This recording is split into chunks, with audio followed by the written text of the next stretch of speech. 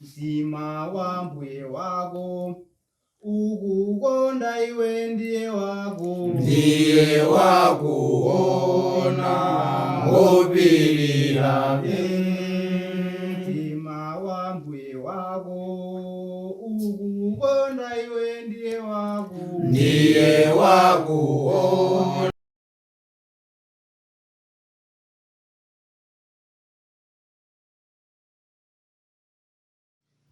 Tikulandireni pa programu yathu ino pamene timakhala ndi nthawi imene timakhala tikusanthula pa mitu yosiyanasiyana kuchokera mu buku lopatulika Baibulo. Pa programu yathu ya lero muli ndine m'bale wanu Vinjero Gondwe, mmodzi mwa membala wa mpingo wa Khristu kuchokera ku mpingo wa Khristu ku area 36 ku Lilongwe. Komanso monga mwa nthawi zonse ndili ndi m'bale wanga apa. Ine ndine Namandika Malunje, ndine mmodzi mwa alaliki mu mpingo wa Khristu timakhala ku Mitundu ku Lilongwe mmodzi mwa Nsanduliza. Monga mmene tinamva amene timayamba programu yathu amatipatsira ndi Lilongwe School of Biblical Studies amene sakudziwitsa kuti skulu imeneyi pano atsegula mwayi wake wa anthu amene angafuna kudzaphunzira Baibulo mwaulere kwa zaka ziwiri. Yofuna munthu wamuna akuzakhala utali pa banja kapenayi akhale wa mpingo wa Khristu kumenenso amapemphera. Mwina ndinu kaya aliponso ena pa mpingo panu amene sakuzafuna kudziwa za skulu imeneyi komanso akufuna kudzaphunzira, atengereni uthenga umenewu adziwitseni uthenga umenewu. Pamapeto timapereka nambala imene mukugwiritsa ntchito yokhudza kufunsa za programu imeneyi komanso zokhudza za skulu imeneyi. Komanso pa page yathu ya pa YouTube pali mapulogalamu ambiri amene mungafuna kuti muphunzire, amene mungafuna kuti muonere kuti mudzathe kupitirizabe moyo wanu wauzimu kukula. Tikupemphani mthokozo yang'ana pa page yathu ya pa YouTube ngoyang'ana Lilongwe School of Biblical Studies, mukatero mudzayipeza ndipo mudzapeza mavidiyo osiyanasiyana maphunziro osiyanasiyana amene sonano mukhozo wakonda kuti mutodziwa kuti Baibulo limati chani. Pa tsiku la lero monga mmene mwamveramu ndili ndi m'bale wanga ameneyi, komanso tifuna tiphunzirepo kapena tenge nthawi kuphunzitsana kuona kuchoka pa buku lopatulika pa mutu winanso ofunikira, makamaka pa mutu okudza kusala. M'bale wanga Kamalunje, mmene tafotokozera kuti tsiku la lero tikhala tikuona pa phunziro kapena pa mutu okudza kusala Chabwino. Ndikhulupirira ndi mutuso wabwino kwambiri, anthu ambiri akhala kutifunsa pa mutu umenewu mafunso osiyanasiyana okudza kusala chakudya. Tiyambire mwina kukufunsani kunena kuti kodi tikati kusala ndi kutani ndipo Baibulo limati ndi kutani kusala? Zikomo kwambiri. Tithokoze chifukwa cha phunziro limeneli komanso chifukwa cha funso lanu limene mafunsa lofuna kudziwa kuti kodi tikamati kusala ndi kutani. Mawu amenewa okamba zokhudza kusala amayimira pamene munthu asankha kuti udzimana kudya kapena kuti wasankha kuti sudya kwa kanthawi. Koma sizikutanthauza kuti chimene sudyera chifukwa choti chakudya choulibe, komanso osati kuti nthawi imeneyo chikulepheretsa kudya ndi kuti udwala. Ayi. Zakudya zilipo zoti utafuna kudya ukhoza kudya, komanso umoyo wako ngolotheka ndithu kuti ukhoza kudya. Koma wasankha kuti uyima kayi kumbali ya kudya. Kumeneko ndiko kumatchedwa kuti kusala. Pali njira zingapo zimene zimakwaniritsira mawu amene akamba za kusala. Pali kusala kwina kumene munthu ukhoza kusala kuti sindizidya chakudya koma ndizimwa madzi okha. Ndiye pali kusala kwina kumene munthu akhoza kuti sindizidya komanso sindizimwa madzi. Pali kusala kwina kumene kumakhala kuti suzidya suzimwa masana koma ikafika nthawi ya usiku uzidya uzimwa ndithu. Pamene pali kusala kwina kumene suzidya masana komanso suzidya usiku. Komanso ukhoza kutheka kuti uchita zimenezo mwina kwa tsiku limodzi la thunthu kapena mwa masiku angapo. Tikatengeranso zitsanzo zimene anzathu anachita m'buku lopatulika Baibulo. Mwachitsanzo kuti tionepo za nkhani imeneyi, tikawerenga pa Daniel chapter 10 kuyambira verse yake ya 2. Akuti masiku aja ine Daniel ndinali kulira masabata atatu amphumphu chakudya chosafunika osadya ine, nyama kapena vinyo zosapita mkamwa mwanga, osadzola ine konse mpaka atakwanira masabata 3 amphumphu. Danielo inaliponso nthawi imene iyeyo anasankha kuti sazidya, sazimwa, sazidzola kapena kuti sasamba. Pafupifupi anachita zimenezo kwa masabata 3. Tikatengeraponso chitsanzo cha Ayuda ena amene anali ku Babulo pa Estere chapter 4 verse yake 16. Iwowa anakhalanso ndi nthawi yosala kudya kwa masiku 3 usana ndi usiku. Anzathu aku Ninive tikawerenga buku la Yona chapter 3 nawonso anakhalaponso ndi nthawi imene anasala kudya kuyambira mfumu yawo komanso anthu onse amene anali mzinda umenewo anaphatikizaponso ngakhalenso zinyama. Palinso anzathu ena amene anasala kwa masiku ochuluka kwambiri. Mwachitsanzo tikamaona Mose anasala kudya kwa masiku 40 usana ndi usiku.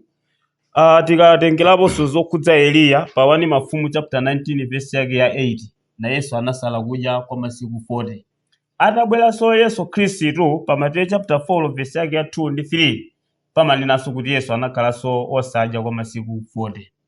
Choncho kusala ndi kudzikaniza wekha kudya kwa kanthawi komanso munjira zimene ndakambazi. Choncho mukafunsa kuti kusala ndi kutani, ndingapereke chithunzi chotero kwa omvera. Tiyamikire chifukwa mafotokozaponso tingalero limina mitundu ingapo ya kusala. Kuti ena amatha kusala masana, ena amatha kusala masana ndi usiku, ena pa masana omweyo kumangomwa madzi osadya, ena akhoza kusadya komanso kusamwa, ena masala masiku, mawiki, choncho kumapitirira nazo mpaka tikuona Yesu komanso Mose ndi ena aso amene anasala kwa masiku kwa Eliya kwa masiku 40. Mwatithandiza kwambiri chifukwa nthawi zambiri mwina kusala anthu tikhala ndi mafunso ambiri kuti nkutani kapena kuti umayenera kuti udzingodya osamwa kapena udzingomwa osadya.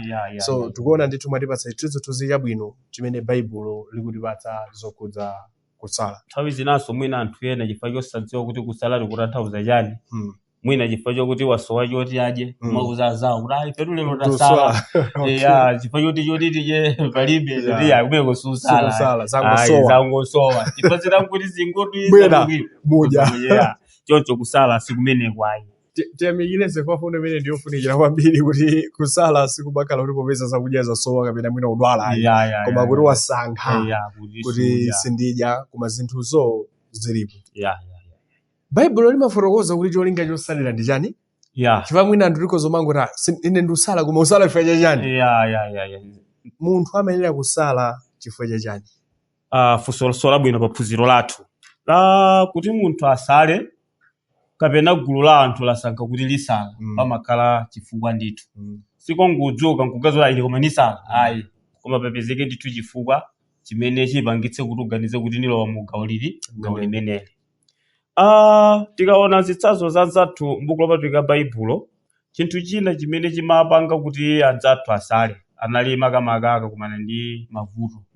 Mavuto amene aona kuti apemphere kwa Mulungu komanso mwina Mulungu kuti adziwe kuti anthu ali serious pacho pempha chawochi ndi amaphatikizira ndi kusala. Choncho mavuto ndi chimodzi chimene chinapangitsa anzathu kuti akhoza kusala.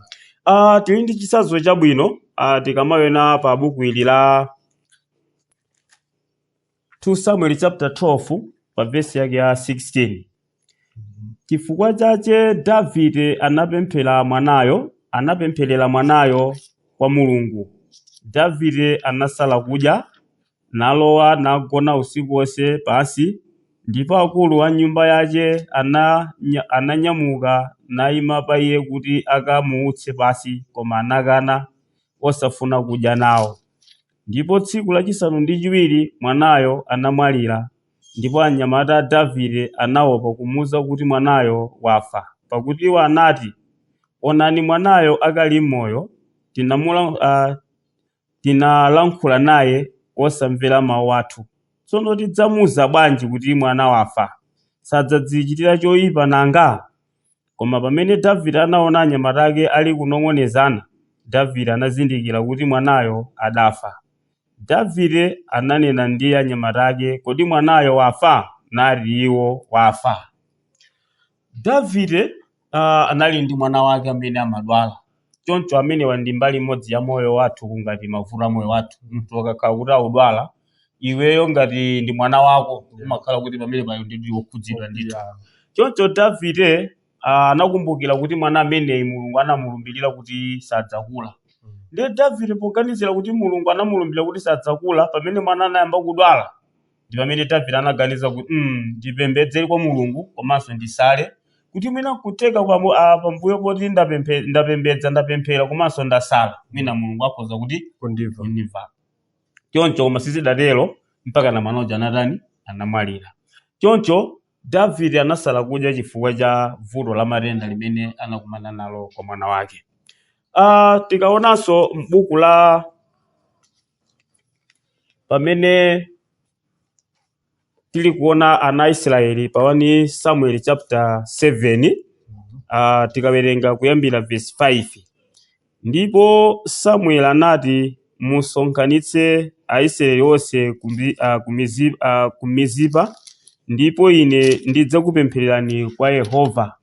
Ndipo anaunjikana ku Mizipa, anatunga madzi nawatsanulira pamaso pa Yehova, nasala chakudya tsiku lija, nati tinachimwira Yehova.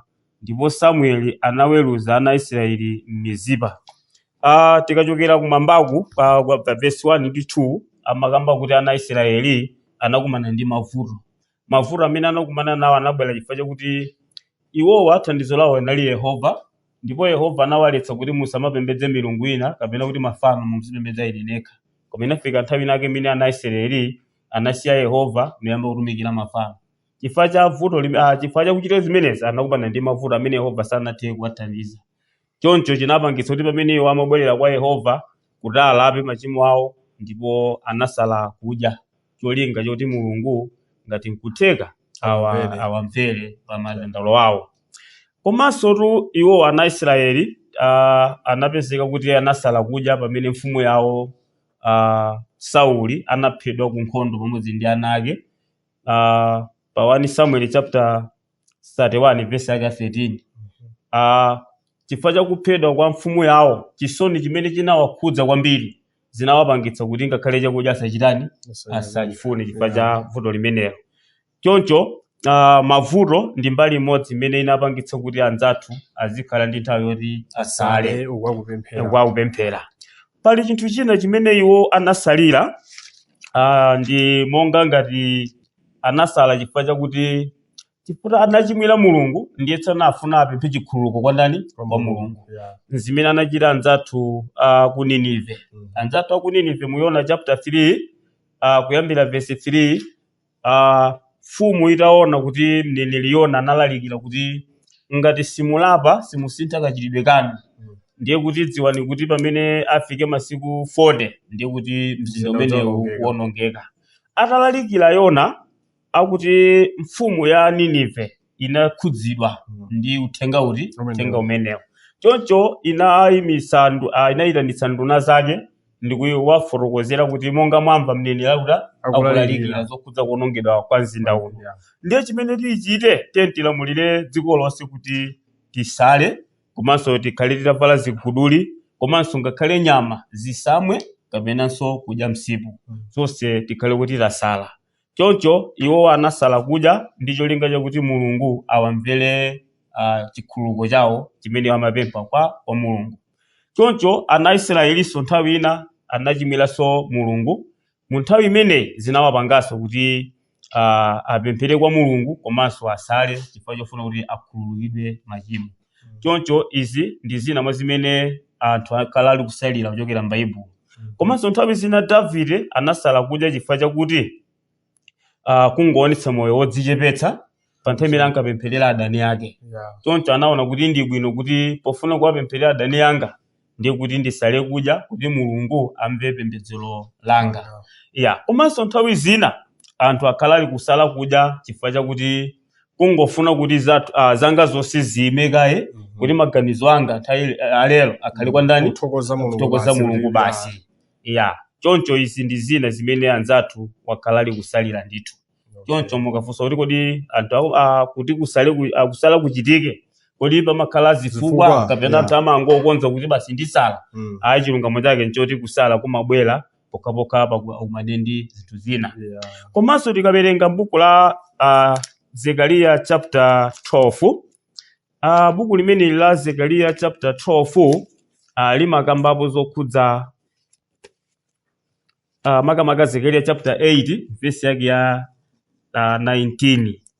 Pa 19 akuti atero Yehova wamakamu, kusala kwa mwezi wachinayi ndi kusala kwa mwezi wachisanu ndi kusala kwa mwezi wachisanu ndi chiwiri ndi kusala kwa mwezi wa 10 kukhale kwa nyumba ya Yuda chimwemwe ndi chikondwerero ndi nyengo zoyikika zosekerera. Chifukwa chache kondani choonadi ndi mtendere. Palinso kusala uku kumene anzathu anasala chifukwa chakuti Yehova adawalamulira. Choncho ndiye kuti ngati aliyense analibe zifukwa zapa yekha zoti asala, ndiye kuti nthawi inayo samasala. Koma ikafika mu nthawi amene kuti asale chifukwa chakuti apereke ulemu ndi kugonjera ku zimene Yehova adalamulira. Choncho pafunso lanu lakuti kodi kusala kuli ndi zifukwa zake, kusala kuli ndi zifukwa zina mwa izo ndi zimenezi. Taona chifukwa chonena kuti nthawi zina mwina anthu ena amatha kungokhala ndi magazi kuti pakuti awa akusala nanenso ndisale. Koma sikudziwa kodi awa akusala chifukwa chani. Komanso taona kuti munthu pamene akusala sikuti amangokhala kuti akungodzimana usadya ayi, koma pamene akudzimana usadya amafunika adzipemphera. Chifukwa kusala ndi kupemphera kumakhala zoyenderana. Ndiye kuti tikuona ndithu pamene okhala zifukwa taona azathu amasala ifoti akumana ndi mavuto. Taona azathu amasala ifo chonena kuti afuna kuthokoza Mulungu pa zimene wachitira. Zimene zili zodabwitsa mwina masuku ano anthu ochepa amene amasala ifoti afuna kuthokoza Mulungu. Ambiri amasala ifoti akumana ndi mavuto. Akuti aya ine ndifuna Mulungu andiyankhe. Ndiyobere kuphiriri, alola mphiriri.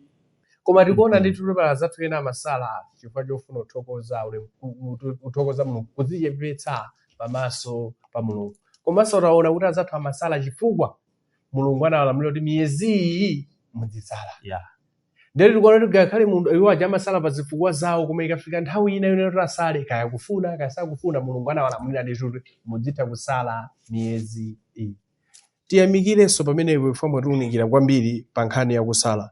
Ukamachita chinthu usakudziwa chifukwa zimabweretsa mavuto ena. Kapena umaluza zinthu zina zimene zoti sunakazuluza chifukwa cha chiganizo chimene wapanga. Ndiye tiyamikire kwambiri kuti mwatithandiza pa nkhani imeneyo. Nthawi zinanso timaona anthu ena mwina amene akusala ndithu, koma mwina zinthu zina sizochitika amene ziyenera kuchitikira kapena amene amaganizira iwo. Ndi amaona ngati kuti mwina kusala nkosathandiza. Komanso pala anthu ena onena kuti amaona ngati kuti akangosala ndiye kuti zimene afuna zichitika basi zivotezerani. Kodi pali zinthu zina zimene olo munthu utasala sizimachitika ndithu kapena sizingachitike? Zikomo kwambiri. Monga mwaneneramu kuti kusala ndi kupemphera kumayenderana. Mwina ndiyamba ndapereka chitsanzo chokhudzana ndi tikamakamba za pemphero. Takhala taphunzirapo nthawi zonse m'mbuyomu kuti pemphero ife timapemphera kwa Mulungu. Ndipo tikampempha Mulungu pa zifukwa zimene tifuna kuti Mulungu atithandize, Mulungu amayankha mapemphero athuwo munjira zingapo. Choncho akhoza kutichitira zinthuzo nthawi yomweyo, nthawi zina akhoza kuti mudikirire, komanso nthawi zina akhoza kukana. Monga mmene pemphero limachitikira kwa Mulungu sizisiyana kwambiri ndi kukhudzana nkhani ya kukhudzana ndi kusala. Tikaona pa Yeremiya chapter 14 verse yake ya 11 ndi 12. Akuti ndipo Yehova anati kwa ine, usapempherere anthu awa zabwino pamene asala chakudya. Sindidzamva kufuula kwawo. Ndipo pamene apereka nsembe yopsereza ndi nsembe yaufa sindidzalandira, koma ndidzawakantha ndi lupanga ndi chilala ndi chawola.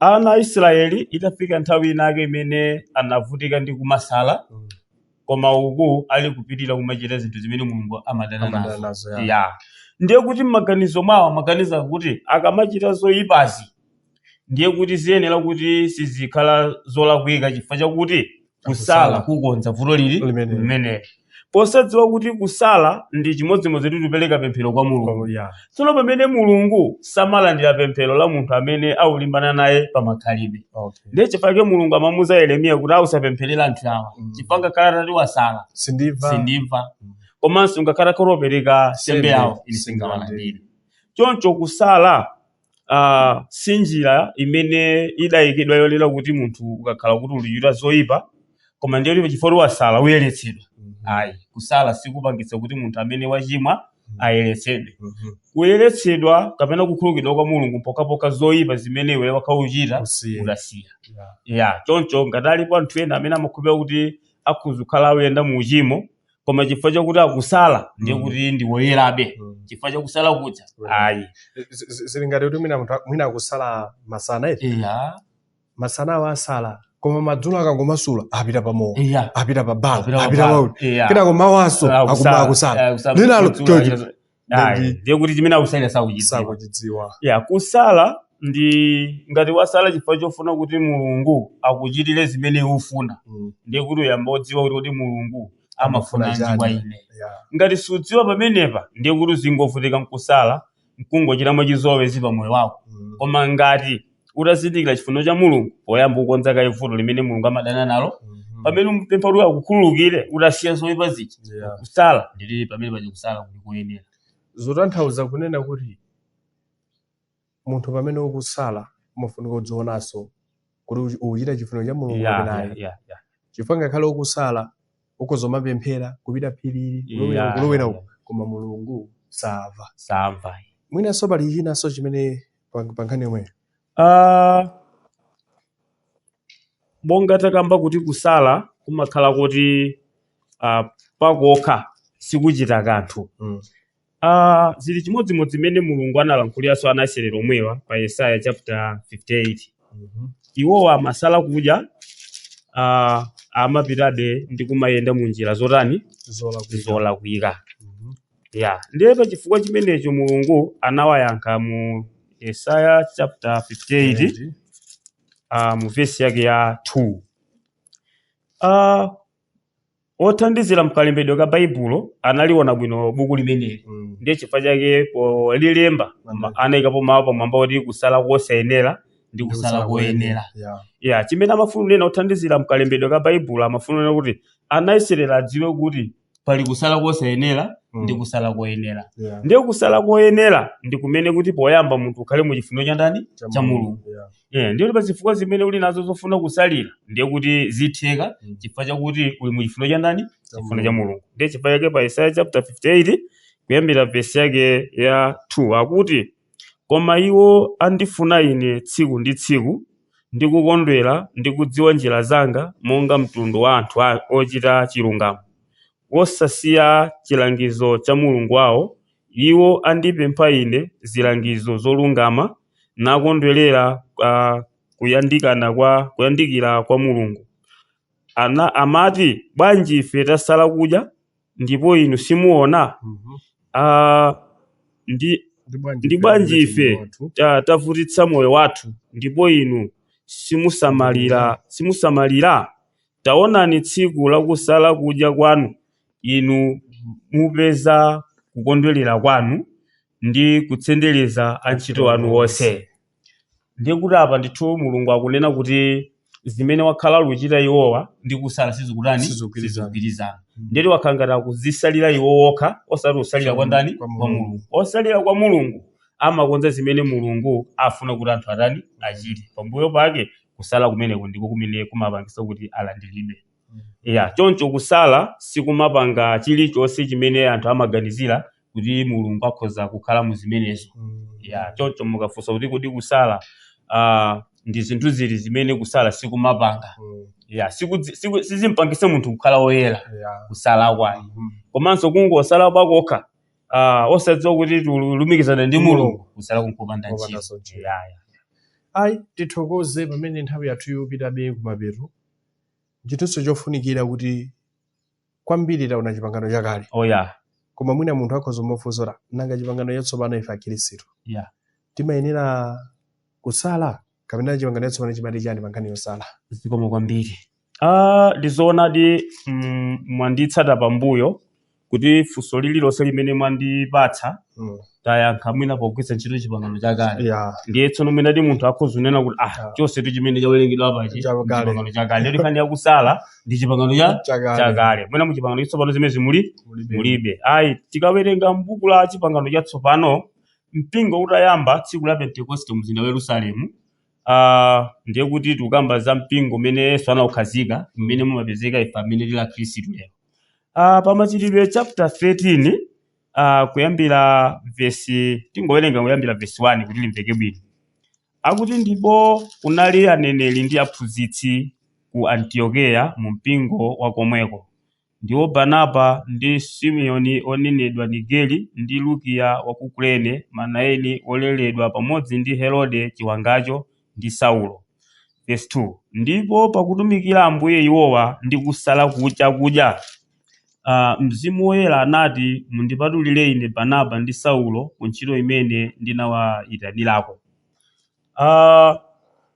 Pamenepo mmene adasala chakudya ndi kupemphera ndi kuyika manja pa iwo anawatumiza amuke. Uwu ndi mpingo wa chipangano chatsopano, mpingo wa Khristu. Choncho mpingo utayamba tsiku limeneli, utayamba tsiku la Pentekoste, pasanapite nthawi mbewu ya mpingo inakagwanso pa Antiokeya. Choncho pa machitidwe chapter 13, mlembi wa buku limeneli Luka afotokozera ndithu kuti mpingo pakutumikira Mulungu unachita chisankho choti usala kudya. Komanso pamene Mzimu wa Mulungu anawuza mpingo kuti mundipatulire, mundisankhire Paulo ndi Barnaba ku ntchito imene ndawayitanira. Choncho pamene mpingo unasankha Paulo ndi Barnaba kuti akhale alaliki, awatumize kokalalikira mawu a Mulungu, akuti mpingo unachita zimenezo mophatikizira ndi kusala kudya. Sipokhapo salaliki okha amene mpingo unawasalira powayika.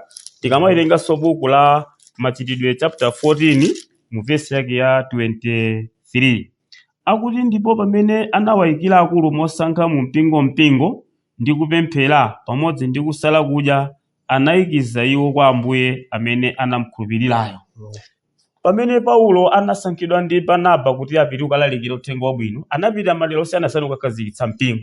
Ndipo pamene mpingo unakhazikitsidwa, inaliponso nthawi imene anapita kuti akathandizire mpingo kuyika abusa. Choncho pamene mpingo umasankha abusa, maphatikiziraso ndi kugawo limene liloyika la kusala kuti utsogoleri uja ukayende bwino. Apo mwatithandiza chifukwa nthawi zonse anthu akamasala pano chipangano chakale, chipangano chatsopano pali chifukwa. Ndeti nkhani ndinoti chipangano chakale anthu amasala pali chifukwa, chipangano chatsopano taona kuti pamene amasankha Paulo ndi Barnaba pali chifukwa, komanso pamene amasankhanso abusa anasala kuti alumikizane ndi Mulungu kuti athandize kupanga chiganizo chabwino. Koma chimene chisiyana chipangano chatsopano ndi chipangano chakale.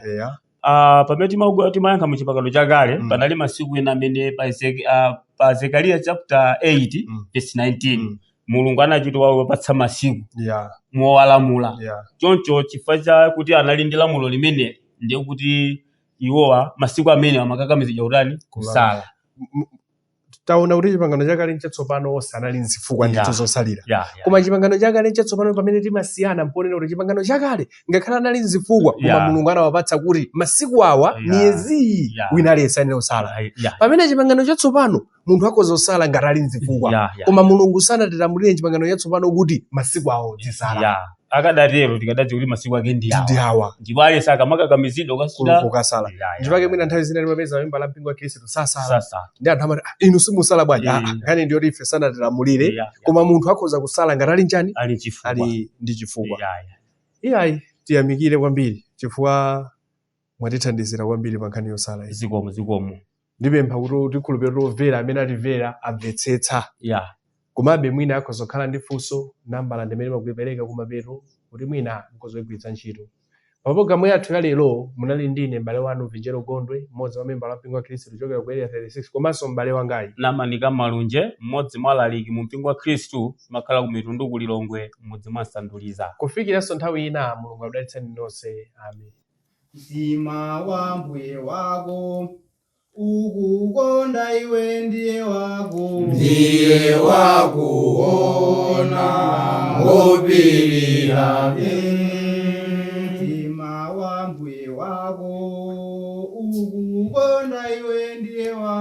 ndiye wakuona